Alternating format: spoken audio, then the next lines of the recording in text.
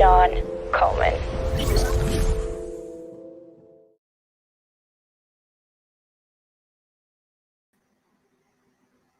Josh Seiden and Jeff Gothelf co-created Lean UX a number of years ago and wrote a book by that name. And it's a really interesting piece of work. And I'm kind of relieved that it exists because I played around with the Lean Startup a number of years ago. And in my book, there's a fatal flaw in the Lean Startup. It's a really nice idea. You have some hypotheses, you run some experiments, you try to validate if you're on the right track, discover if you're on the wrong track, pivot, and so on and so forth. I asked people who use the Lean Startup, when they validated their assumptions, did they turn on the quality switch? And by and large, the answer was no, the head would sink. And people would admit that whatever they were playing with while they were prototyping was ending up in production. And that was the product, actually. And that really put me off the Lean Startup for quite a while. And I was really encouraged when I discovered Lean UX, and in particular the approach with the Lean UX canvas. Now, just to give a bit of context, a lot of teams around the world are focused on delivery. They deliver stuff. Hopefully, they're confirming with customers or end users, the market, or they're looking at data in some shape or form to see that what they're doing is making a difference, and maybe pivoting if they're on the wrong track, and really trying to make sure that we're delivering value. And I have to confess, I was very much one of those delivery folks for a long time. And I was very happy when we delivered the piece of work, and okay, we did check in and so on, but we weren't really that serious about how we checked in. Did we actually make a difference? Did we actually make things worse? What I love about discovery is, with discovery, if you have an idea and you're not really sure if it's going to fly, why would you spend a whole whack of money building it? Surely there's something we can do to figure out if we're on the right track. Can we build up some evidence that we're on the right track? And Giff Constable came up with a truth curve a number of years ago. He wrote a blog post by that name.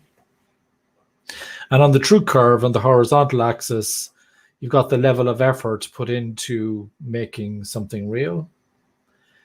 And in the vertical axis, you'd have the believability of the information. How much evidence do we have that we're on the right track?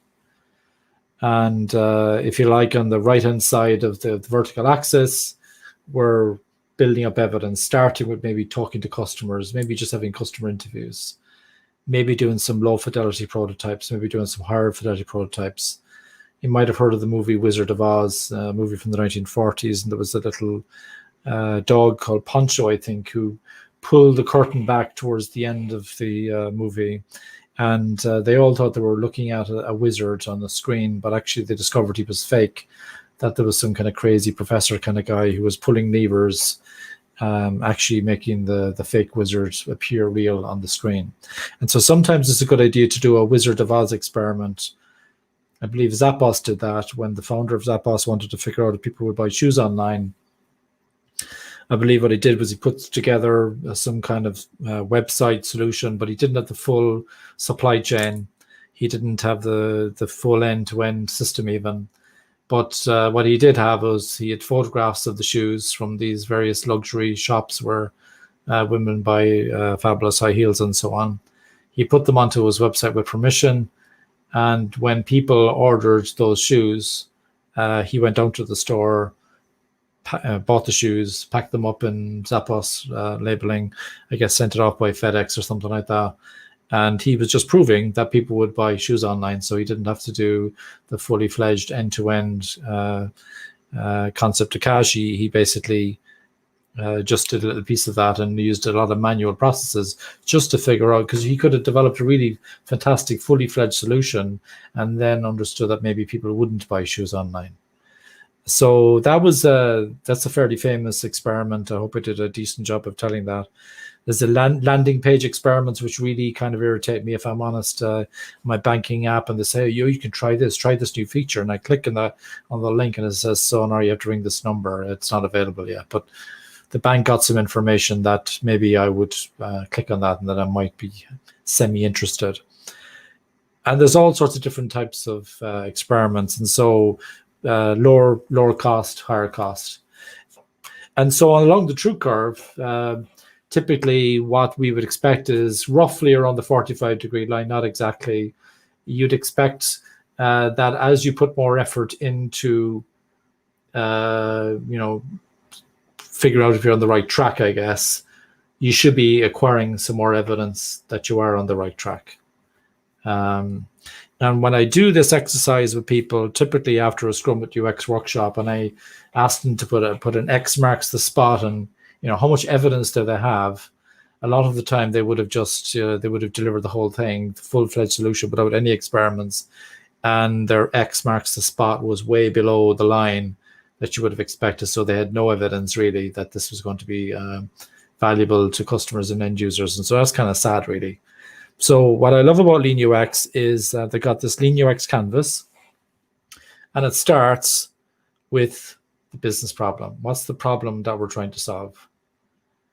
And then box 2 is more or less, if we solve that problem, what kind of measures would tell us that we're actually on the right track? Then they've got this concept of proto-personas, which are not prototypes of personas, and they're not even like fully fledged like marketing personas. They're like our best guess of the personas who might use this particular idea if we solve this problem.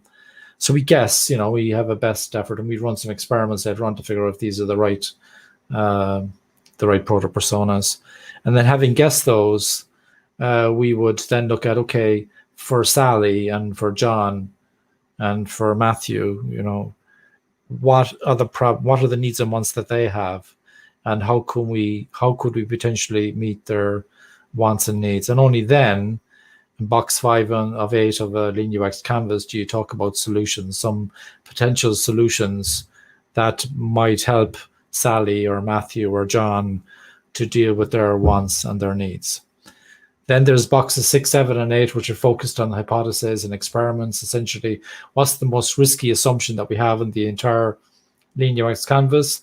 A lot of people say it's the proto-personas, that we might have the wrong proto-personas, or that we have the right proto-personas, but actually we're fixing the wrong problem. So one of the Scrum with UX workshops I had in December, the students of the class had a bit of a giggle, and they said they thought that I was kind of a fast driver, and that I broke all the speed limits, and I had a radar box in my car to detect, radar guns from the police and so on. And so they went through the whole course like that, and I said, "Can we just have a little chat after the course?" And I said, "I want you to interview me as the proto-persona who was in the class." And when they interviewed me, they found out that I wasn't like that. Actually, I stay within the speed limits. I used to be like that maybe 15 years ago when I drove a BMW. But these days, I live in the UK, there's cameras everywhere. It's not worth the effort, just stay within the speed limit. And so it has actually changed my habits. I'm now a fairly careful driver, I would say. So they got a bit of a shock. They went through the whole thing thinking about solutions for John, but actually they had the right persona, but they had the wrong problem. And actually, it was actually the wrong persona because they discovered that I wouldn't have bought their solution anyway in the first place. So that's kind of interesting. But often I find the most risky assumption on the Lean UX canvas is not the proto-persona, but actually the problem. Is it actually a problem that people want to solve? And even if they do, are they willing to pay for it? And how much are they willing to pay for it? They might want it, but they might want it to be free.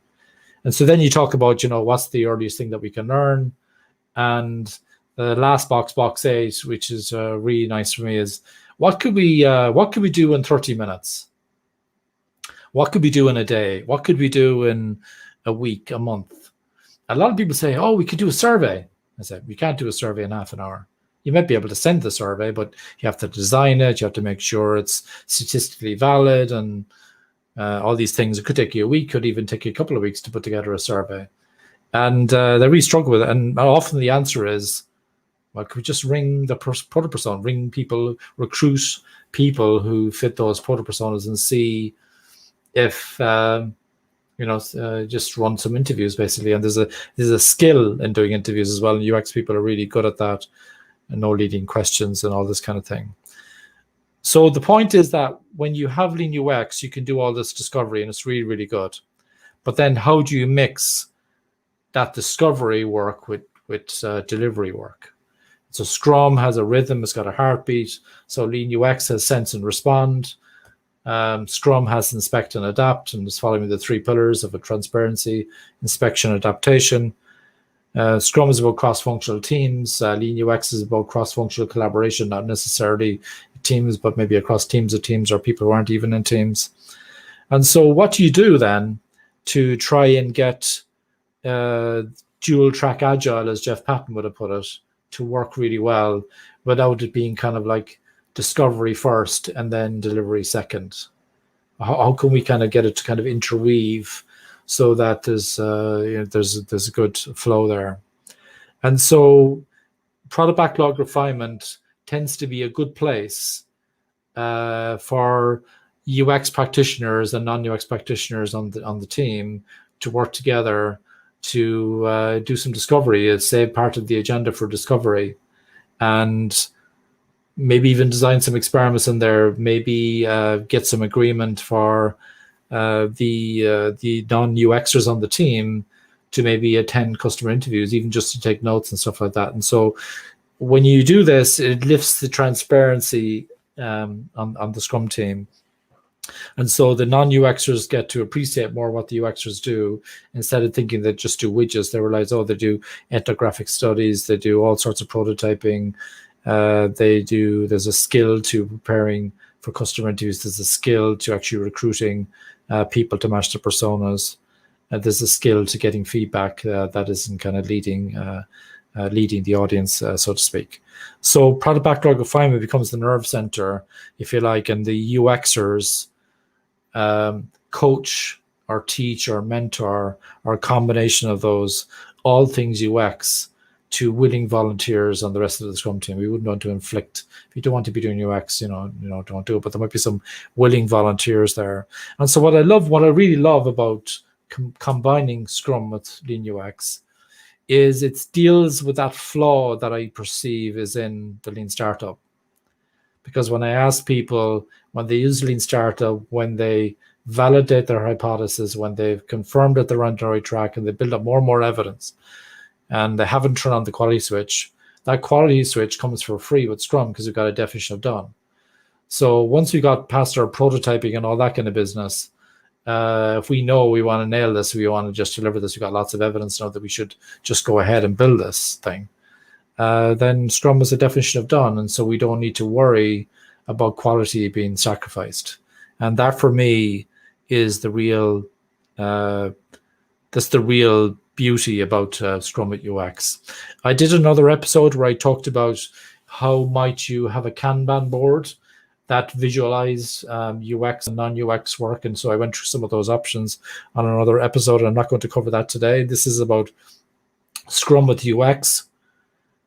And I hope you maybe have a look at it. Check out the Lean UX book, check out the Scrum guide, and maybe look at some courses in your area.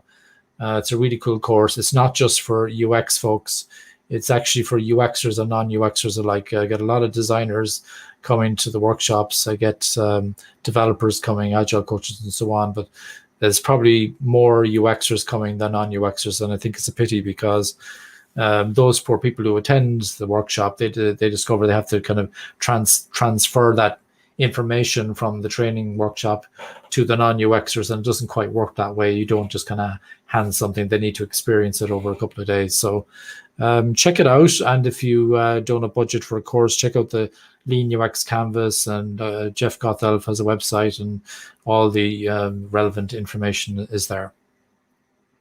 Just a couple of notifications. In the coming weeks, we're going to have some guests coming on the show. We've got 4 guests, but I've got 2 that I can confirm today. So Pratik Singh will join us on the Daily Flow on the 24th of June. We'll talk about work item age. And on the 30th of June, we'll be talking to Steve Tendon about constraints in knowledge work. Thank you very much for your time and have a lovely rest of your day.